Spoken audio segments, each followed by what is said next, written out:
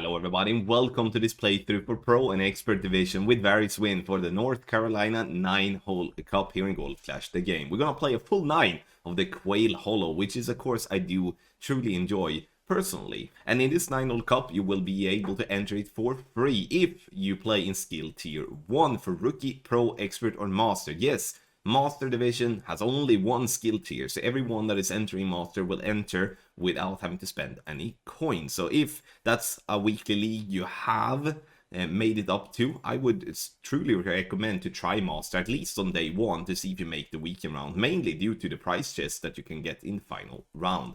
Scan the QR code here on the screen, or go directly to patreon.com/golf/Tommy and try out our guides, the best guides on the market for tour play and tournament play. So if you want to get yourself consistently to the final round, make sure to scan that code or use the link and sign up and try for yourself.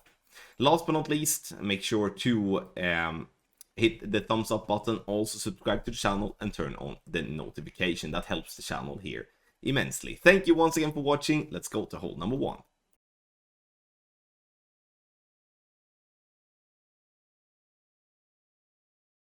After spending a lot of time in practice, the only wind I got was a left to right wind. Then I got this wind, which is a nice one, but I'm gonna tell you what's gonna happen if you have left to right wind. So I'm starting complete minimum distance with my sniper and having the grizzly packed. 3 left spin and back spin to have the ball guideline go right of the hole. And you can see here that I was just right of where the ball guideline gets clipped away by the tree. Adjustment 1-to-1, which is medium distance plus 10. I'm gonna center the ball and hit perfect. So if you do have a left to right wind here, if you cannot play with a side spin 4 or a side spin 5 ball, you're gonna be in a situation where you cannot aim for the hole. Then what shall you do then? You shall use curl. And that's going to be extremely tricky to be accurate. And that was actually a surprising thing for me when I was practicing this hole a lot. Because the tree there will, or the wind direction will then most definitely make it become either a very difficult par 3 to drop or somewhat a very easy one to have a chance to drop instead. And that's going to be interesting to see what wind we do have when it comes to live play in the tournament. So playing with a P3 ball to find min line is obviously recommended, but you don't have to play with a Kingmaker in the end. You can play with another ball, but find the spot with a P3 ball is recommended.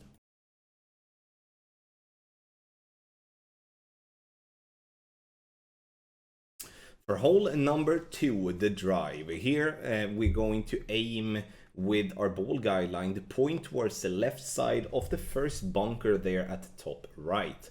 5.8 topspin and 3 left spin. I will be using topspin here to replicate even the lower levels of Apocalypse, so we're not just focused on the club level that I'm having in the video.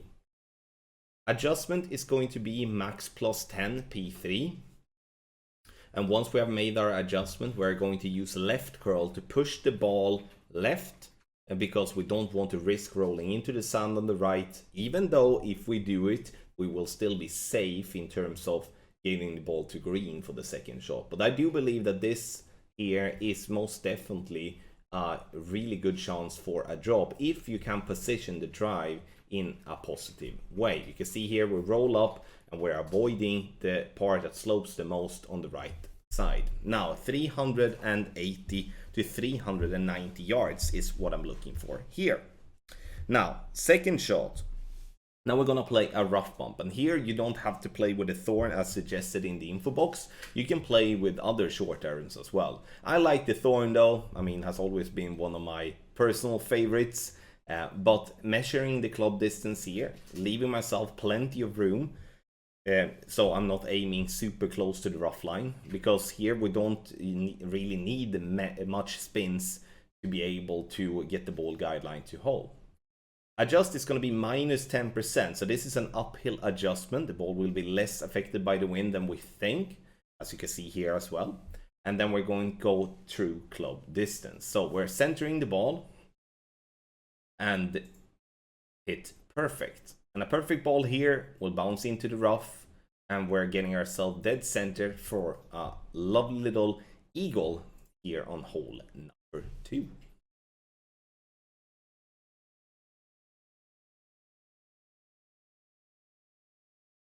Hole 3, we're playing this one with the club that gives us the most power, but also the most topspin possible, playing with a power 5 ball. You can see here now that I'm using all the topspin I can, and I decided to use all the topspin here on the drive to actually display to you how freaking long this hole is. So you can see here, putting myself into max, making sure I do have the Cataclysm packed, and again, we're playing from the second tee with a good power 5 ball. It's not the best power 5 ball, but a good one with all the topspin with Apocalypse 8. So whatever driver that gives you the most power and the most topspin is the one you go with. Put your target at max, put max overpower on, and try to get as far down as you can. Obviously, direct headwind is going to be stupidly hard, but when it comes to if getting crosswind or a tailwind, the second and the third shot will not be the worst in the world. Second shot here now, I'm using all the topspin again. And here you can use the Horizon as a substitute to the cat, or you're using a big dog. The idea here is to get ourselves as close to the rough line there at the top to leave us a short iron towards the pin. Because I'm realizing that we have so much rough to cover if we're gonna reach over, and we can't really do that even if I would be going max overpower. So I'm just trying to pin the ball down, just to transport the ball down, using max plus 10 as the adjustment. And you see we are sitting pretty far away from the rough, but it's fine because again, the third shot is going to be a short iron towards the pin. Now I'm going to change around a little bit here and just apply what club I played and also what I did play in terms of elevation and such. We're going to have that there. I'm going to use that. I'm going to use that. So we're going to play the third shot with short iron.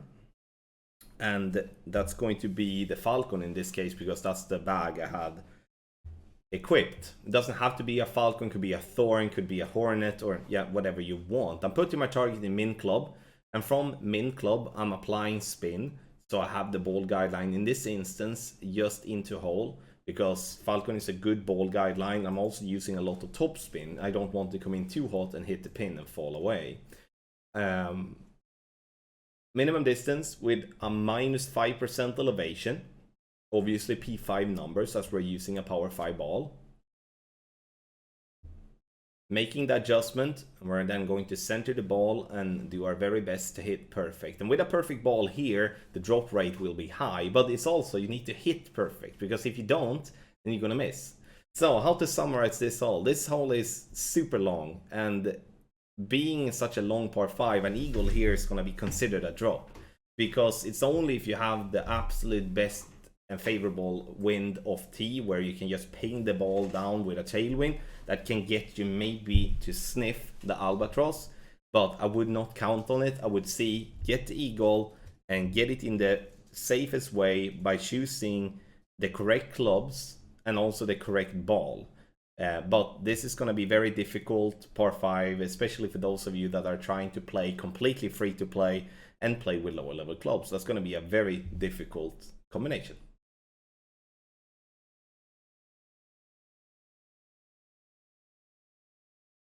When it comes to hole number 4, this is a fairly tricky par 4 in my opinion. We do want to keep the ball on the right side of the fairway, at least when it comes to the first and the second bounce. This as the fairway slopes heavily right to left while it comes to the middle of the hole.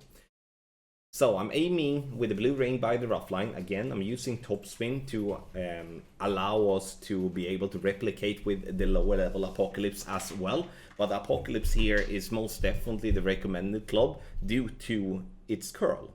But sure, you can replicate one ball of curl with other clubs as well. But I'm just trying to use Apocalypse as a standard one to be suggested here. Max overpower is what I'm using in headwind, especially if I'm playing with a power 3 ball. But here you can play with a power 4, power 5 ball as well, and allow you to have less overpower on your needle, or just less overpower in general. Now, when it comes to the second shot, we are going to attack the pin, but we're not going to do a rough bump. I've been playing this rough bump a lot by the green, and I felt that rough bump is actually very inconsistent when it comes to its result. What I mean with that is when I'm aiming and I'm just moving my ball guideline a little bit left or a little bit right, it feels like it's a very glitchy and inconsistent place. So what I'm doing here is that I'm putting my target, if I have the possibility to play from min line, then I'm going to put my target in min line and play. But now I realize that now I have a little bit of tailwind, then it's going to be something that I have to correct. I have to move up a little bit and then apply the adjustment again. Adjusting a little bit too much here. Should have kept the min -10 adjustment. But with the backspin to have the ball guideline just through the hole and a perfect ball, as you can see here now, we're gonna see the ball bounce a little bit too close to comfort on the rough line there, but also miss just left. This is not going to be an easy one in my opinion if you're not getting tailwind of tee, because if you have tailwind of tee, you can push the drive way further up and then you have a long iron or a short iron towards the pin. That's obviously going to be much easier than having to play in headwind and use your sniper.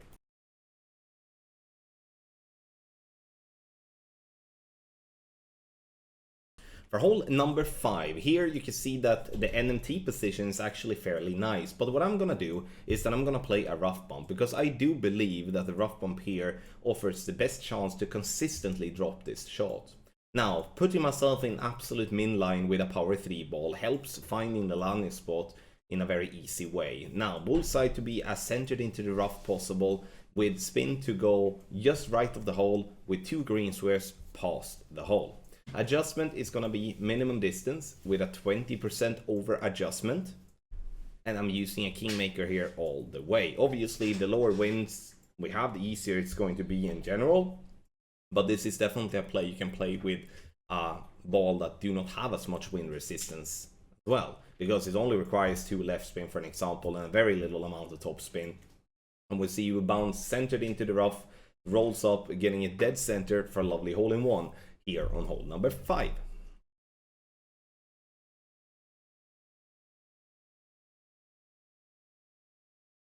On hole number 6, here I would recommend to play with a power 5 ball if you have that possibility. What I'm looking for is to use all the left spin together with, in this case, 5.8 top spin. I'm trying to replicate what you can use with the lower level Apocalypse here as well, starting at the top of, at the bottom of +17, luring by the rough line. Adjust max +10, and then I'm going max overpower, max left curl with a slower needle.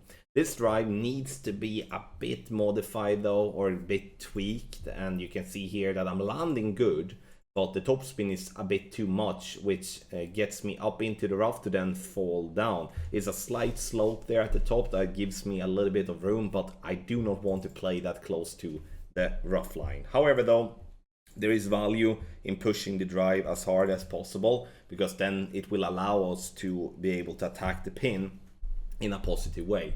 But this second shot here is difficult, and the reason this is difficult is because they haven't really been giving us any rough bump opportunity. So in this case, I'm going to have to use a lot of backspin and aim for the pin. And that's not really something I'm a fan of, because using a lot of backspin often means that the wind is going to affect the ball a little bit more once in between the bounces, because the backspin do work very strong. 5% elevation and true club distance. So once made the adjustment, I'm going to center the ball and try to hit perfect. Unfortunately, in this video, I do hit a great ball. The great ball though shows that with a perfect ball, it would have been very close. But this is a par 5 where I do feel, alright, if we're not having a straight tailwind off tee and having to lay up for a long distance sniper, it's going to be a difficult par 5 to be consistently dropping, in my opinion. But, I mean, I could be wrong obviously, but that's my feeling at the moment.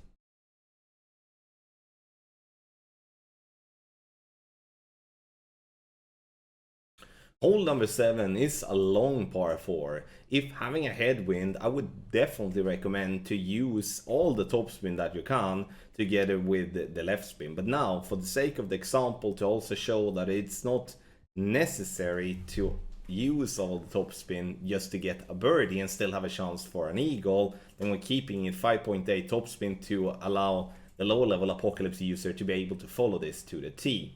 2 left spin also, and I'm using a power 5 ball. In headwind, I would definitely recommend a power 5 ball, whereas in tailwind and in crosswind, we can come around by using a lower power ball. If having a tailwind, I would most definitely recommend to smash this ball as far down the fairway you possibly can. And the reason I recommend that is because then it will take you to a long iron and maybe a short iron if you are lucky. And that's going to be much easier to drop this shot than what it is if you're laying up. So on the second shot here, we're ending up from absolute min line with our sniper, and I like playing from min line or from max line because it's obviously easier to dial in from that place. Looking to have the ball guideline short of pin, even though it's a slight headwind, and the reason for that is the green's way of looking, meaning that the beginning of the green slopes downhill, and if we come in with the ball guideline aiming at the hole, we will come in too hot. So leave the ball guideline short and then let the ball roll down instead, and just see my advice as that is something that will work. No elevation is what I recommend here, and play minimum distance. Here I play +5, which is the reason why I'm missing on the right edge. So no elevation on the second shot from absolute min line, and in a worst case scenario we're gonna have a birdie, but the eagle is definitely there.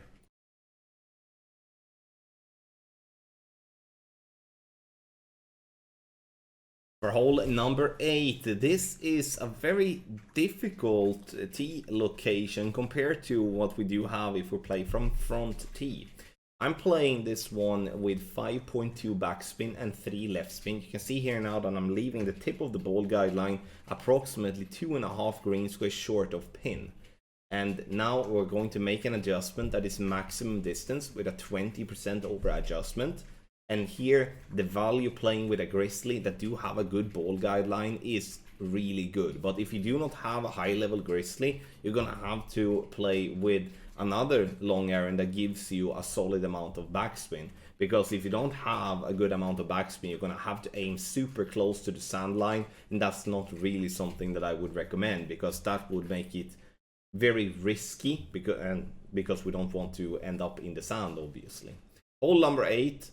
Again, this is one we have played in Golden Shot, and there we're playing from the front tee, and from there it's a super easy one and a very, very good chance for an hole-in-one. But once we come to the second tee, the tee location has moved way more right, and then the bunker is definitely in our way, and it becomes a bit more difficult, but the hole-in-one is most definitely there.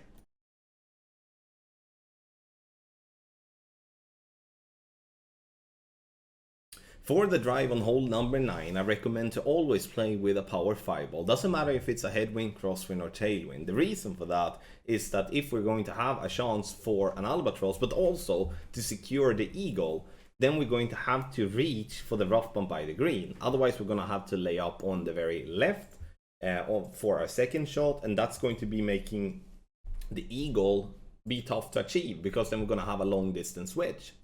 NMT, max +10, 5.8 topspin to allow those of you having a lower level Apocalypse to be able to replicate this shot, and 2 right spin, and then obviously the max OP and stuff like that. Those of you that have watched this video now probably already realize what I should tweak here, because we're playing too close to the right hand side. Sure, I'm safe in the end and staying on the fairway, but either removing the side spin or to reduce curl, then it would have been a much more safer and still a drive that we could work with when it comes to the second shot.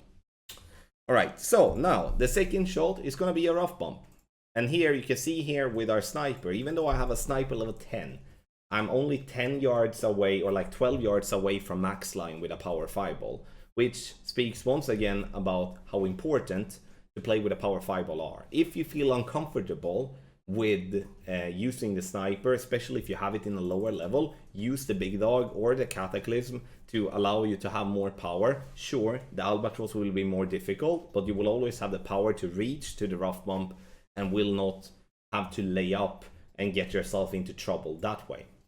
No elevation, and we're playing it through club distance. So here I'm not playing medium distance, I'm playing it closer to max distance. The only thing I do wrong here is that I'm not having the ball guideline through the hole enough. and I'm falling short in line, which is probably one of the worst things you can do besides hitting a great ball when you have a good adjustment. Hole number 9, tough one, especially in headwind of tee. But if playing dry correct, we will always see ourselves having a chance for the albatross.